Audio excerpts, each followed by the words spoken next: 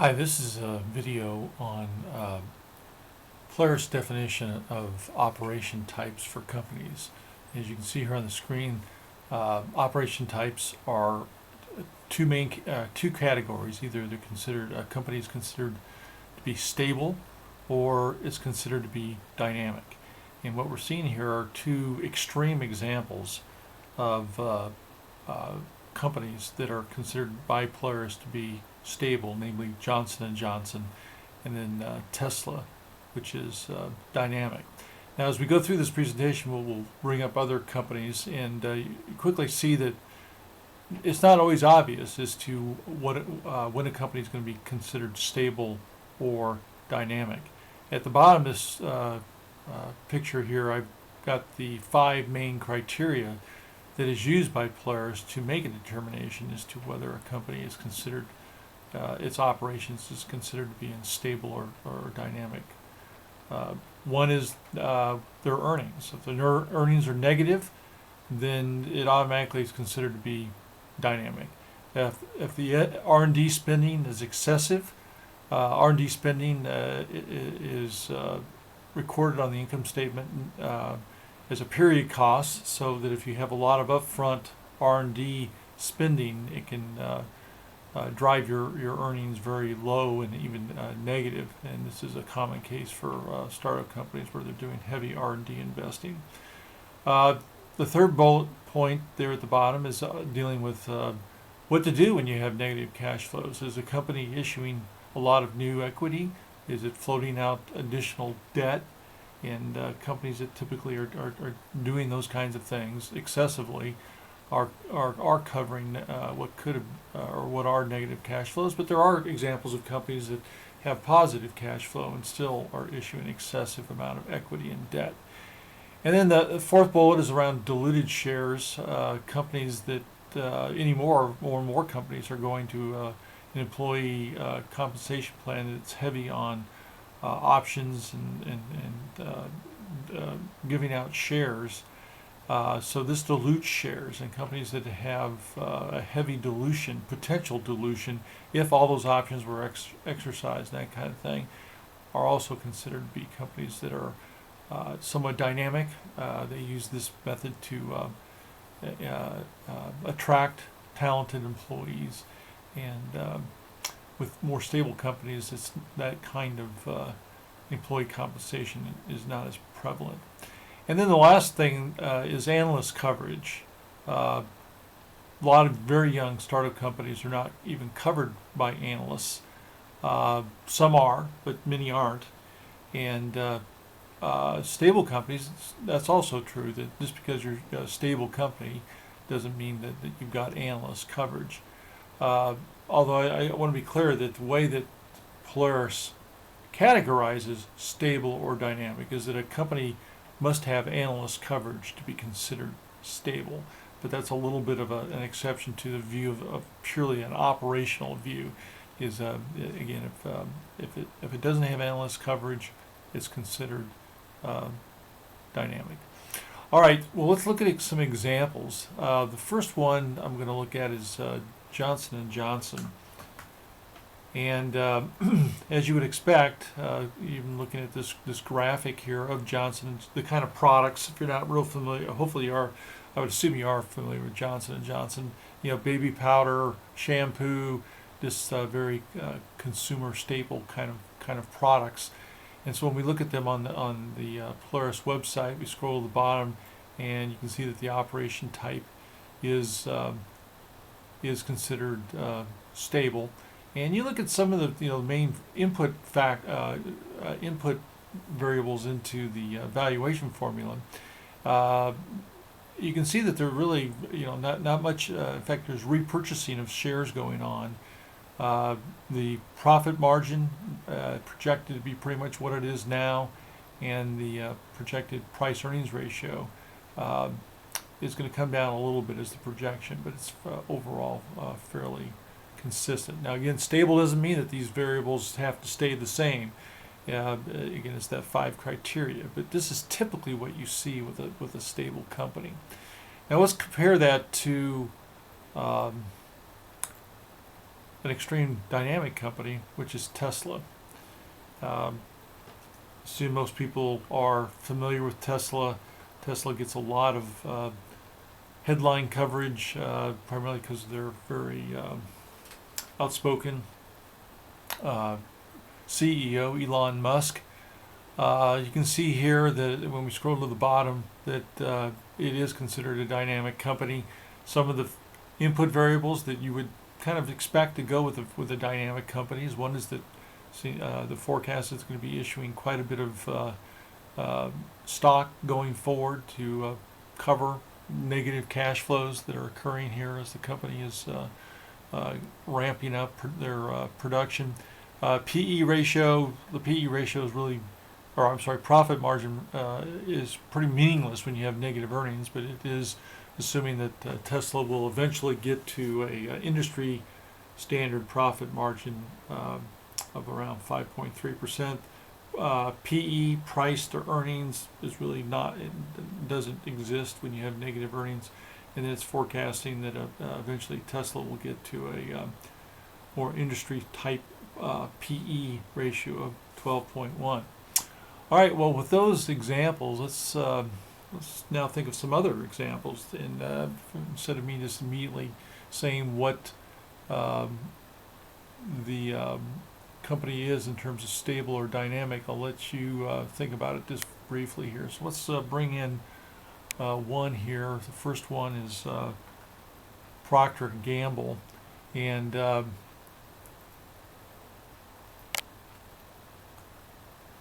so here we are with Procter & Gamble. Would you consider it to be more like Tesla or more like Procter or Johnson & Johnson? I think this one's fairly obvious that yes, it would be considered more, at least on the surface, based on what most of us know about a company like Procter & Gamble. So let's go out there and see what the site comes up with for Procter & Gamble. Again, it's looking at those 5 criteria. We go to the bottom, and sure enough, it's stable.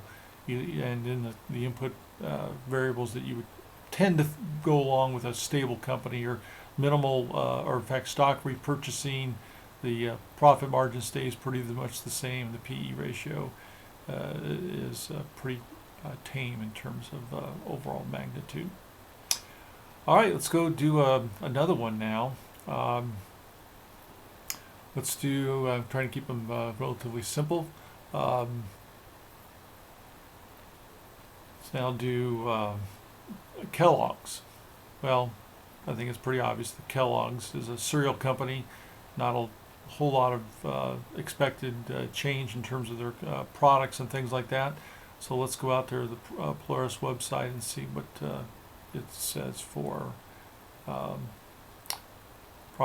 Kellogg's.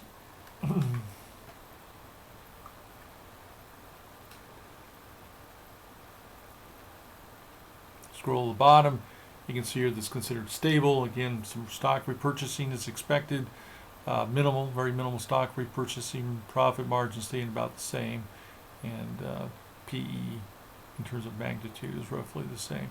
Now, I did mean to point out that the kind of investment return that you can expect with these kind of companies is pretty mundane. Now, Kellogg's actually is not. 12.3% is a little higher than what you would expect for a lot of these kind of stable companies. I'll back up and let's look at Procter & Gamble, and its return is more what you'd expect, a little bit above this kind of the overall market return for some of these companies in terms of a little bit of an alpha, a little bit of a mispricing at any given time that may up the return a little bit above what would strictly be the market expected rate of return.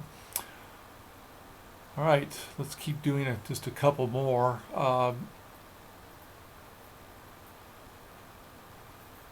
Next one we're going to do is Expedia, which is a travel company. This one, and this is what's going to happen, is some companies are going to, a lot of them are not extreme enough to, so it's obvious in terms of these 5 criteria whether they're considered by Polaris to be stable or dynamic. It turns out that Expedia is considered to be dynamic. So let's go out to the website and see why that might be true.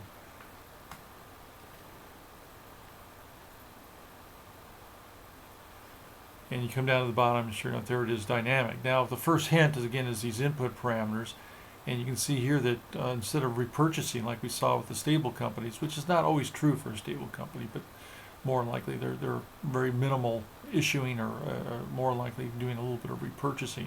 Here, Expedia is issuing a lot of shares of stock. Their profit margin is forecasted to change pretty significantly from what it historically has been, and then the future PE is looking to mean revert quite a bit.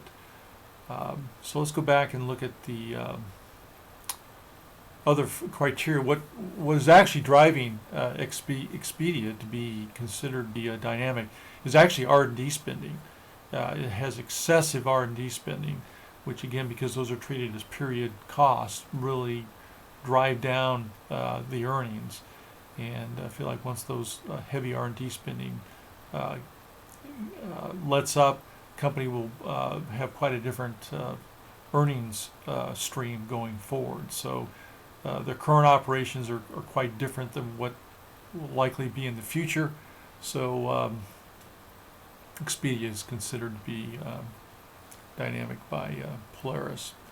I won't go, the rest of these I'm not going to go into the Polaris website, but just do a couple more. Next one is Amazon. I think almost everybody's familiar with Amazon. I think most everybody would immediately put it in more of a dynamic situation. Now, why? Out of the 5 criteria, why would Amazon be considered by Polaris to be dynamic? Well, it turns out that the main reason is negative earnings, and more of a choice by Amazon in terms of the heavy reinvesting that they're doing with their earnings, that they just choose to run negative earnings. And they end up having to issue a fair amount of debt to cover their negative. And they could choose to do equity, but right now, if you go look at their debt to equity ratio, it's quite high. So very highly leveraged company. All right, 2 more. And these are purposely getting a little more difficult to just know by looking at the name of the company. You really have to go out and look at the website. But I'll just immediately go Dish Network. Could say, probably R&D spending would be a good guess as to why Dish is maybe considered by Polaris to be dynamic. But it turns out that Dish is dynamic primarily because of diluted shares. That for what reason they tend to use a lot of stock options and that kind of thing, and that could have a very big impact on the future value, per share value, if all those options were to be exercised, and it would change the stock ownership by quite a bit. All right, the last one we'll look at is Pitney Bowes. And Pitney Bowes, probably a lot of your people are not even familiar with Pitney Bowes, but it makes postal service metering machines, things like that. So it could be on the surface a stable company. It turns out that this one is currently considered to be dynamic, and primary reason is it's not negative earnings, minimal R&D spending, not issuing a lot of stock, diluted shares, no. It's just purely analyst coverage. So again, that's the one that on the surface really wouldn't even imagine that it's dynamic. And the only reason Polaris categorizes as such is this doesn't have analyst coverage. So let's talk a little bit more about analyst coverage and things like that, and why that's kind of important. Before I get into that, I want to talk about, in general, operation types, now that we've looked at some. One is, or main thing I want to talk about is this concept of stable. Stable really means there's good historical history, facts to back up evaluation, that makes the evaluation more objective because it's dealing with hard facts. And this is kind of place where the value investors tend to want to invest in. They like more fact-based investing. Dynamic, in general, outside of this no analyst covering, but the other 4 factors definitely align with this dynamic aspect of, it's more about the future. It's more to be really kind of cynical about it. Instead of being fact-based, it's more fiction-based or really hope-based.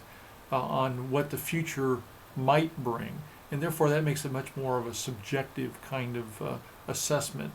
And this is where you find growth investors or even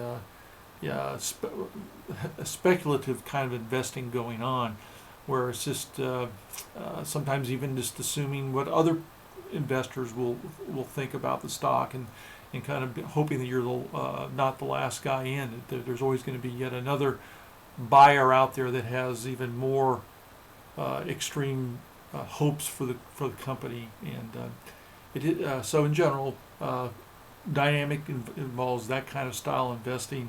Stable is more for value oriented kind of investors. So where I was going earlier is why it's important to know whether analysts are covering the stock or not. Is it really has to do with getting a better idea of what kind of risk and potential return you may get. Now, we've all been taught that higher risk means higher return, but it's easy to forget that associated with that higher risk is a higher dispersion of outcomes on any one investment. In theory, if you were to be a high risk investor and you invested in many stocks, that through diversification and the dispersion across all those different investment opportunities, that you may on average come out with a fairly high return. But any one stock that you choose to invest in, there can be quite a range of dispersion between very high return to very low return in any one stock, and that dispersion grows with more dynamic, more fiction-based, hope-based outlooks for companies. So a value investor would want to be more to the left side of this graph, where you're dealing with smaller potential outcomes for a stock like Kellogg's, Proctor Gamble, and then a speculator would be more to the right here in dealing with companies like Tesla and Netflix, some stocks that can have some quite variance in outcome. Now, the other thing to keep in mind about this dispersion is that this concept of fat tails, and I'm not going to go through this whole chart, but it somewhat shows the normal curve that we were seeing in this chart here. But in this world of stock investing, it tends to be kind of a winner take all and loser lose all kind of environment. So we don't really have the kind of dispersion that's shown here. Again, we have more fat tails. So it means that as you take on more of these, invest in more of these dynamic companies, you're running even more risk for fat tail phenomenon. A quick example would be Facebook versus MySpace. If you chose 5 years ago to invest in MySpace, you're experiencing, you have through the preceding 5 years, you had quite a different experience with investment return compared to somebody who would invest in Facebook. So that's an example of this extreme tail-like dispersions that you can get in with some of these higher risk, more dynamic stocks. Well, what that boils down to is has to do with sales growth. And if we go back to the Polaris site, that is the main input that user can input. But there's always default values for whatever stock that you enter in. And here we're looking at Expedia, which is a dynamic company. And you can ask, well, where did the Polaris come up with it for a dynamic company that could be going through quite a bit of change? Where did it come up with a 24% possible future sales growth? And then as you as a user, how would you decide, if you're going to change it, where would you change it to? Well, there's quite an art involved with these kind of companies, and that's why dynamic it's pretty important to realize when you are dealing with a dynamic company to know that not just the sales growth, but all the other, the four other inputs that go into three of them here, stock issuance, profit margin, and PE, and then also what is the cost of capital, which for right now for Expedia is 9%. All those input factors come into question when you're dealing with a dynamic company. And again, a dynamic company is a company that is going through a lot of changes. And the criteria that Polaris uses to try to capture whether a company is going through a lot of changes, is the 5 listed on the bottom of the page. Now, analyst coverage, I agree that one, not quite as much, but still, if there's no analyst coverage, it is considered a dynamic company. All right, well, getting back to Expedia and the sales growth, is where did 24% come from? Well, since it is a dynamic company, Polaris will go out and it'll look at the current price and reverse engineer the valuation formula to try to determine what the market seems to imply the sales growth is. Beyond that, it then also looks at recent past for the stock and does a appropriate type of extrapolation, not just a linear extrapolation, but logarithmic or exponential, but it looks at the history and applies an appropriate style of extrapolation, combines that in a proprietary way with what the market seems to be implying with the current price, and then arrives at a default sales growth. But based on that description, you can see that it's really more so for a dynamic company that it's really important that a user of the Polaris website do some thinking about sales growth and not just blindly accept the default sales growth. If you have no opinion about sales growth, then the approach that I just mentioned that Polaris do is better than not having any sales growth based on any thoughtfulness. So at least the Polaris does provide one way of thinking through the possible sales growth for a dynamic company. Now, a stable company, let's go back to Johnson & Johnson. That's where sales growth can be much more confidence in the sales growth that comes up when you're dealing with a stable company. Because for that, the analyst's opinions, consensus opinion, are used. And both their earnings forecasts that come from analysts, the sales forecasts, all that is considered in the default value that's arrived. So as a user, much more reasonable for you to, as a user, to just accept the default sales growth slider for a stable company. And particularly if you come down here and look at some other of the input parameters, if they all look fairly mundane, which they should be for most stable companies, then the valuation and therefore investment return are all more likely to be taken with the default values. All right, one last thing I want to mention is the concept of price momentum and how does it relate to stable versus dynamic. Well, again, a reminder of what price momentum is just looking over the previous couple of months relative to the overall market, how much has the price moved or not. Well, the thing you got to be aware of is that for a dynamic company, price momentum is pretty significant because there's a lot of hope and speculation that goes into valuing a dynamic kind of company that's going through operationally through a lot of changes. So you want to see what the current sentiment is of the market in terms of how the price has moved, and take that into account. Probably current price momentum more into account for a dynamic company than you would otherwise. Now, for a stable company, you've got to also look at price momentum, but for a different reason. And if the price momentum is falling quite a bit, let's say it was down in the 0.80, 0.70 range, that means there's been a pretty drastic price drop in the stock. And because the value investors that like to go after stable companies tend to rely on historical data, and now with the price dropping over the last 3 months, that data that was collected and the price earnings, anything that relates back to price will be skewed now because of this recent drop in price. So price earning multiples will look attractive.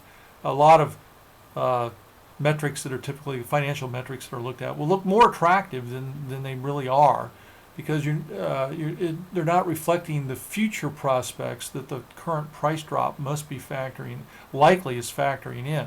So if you're just going to go out and blindly look at the sales growth forecast and based on analyst projections from could be 6-12 months ago, and you're looking at metrics down here that were gathered from previous historical trends, you're going to be in a value trap.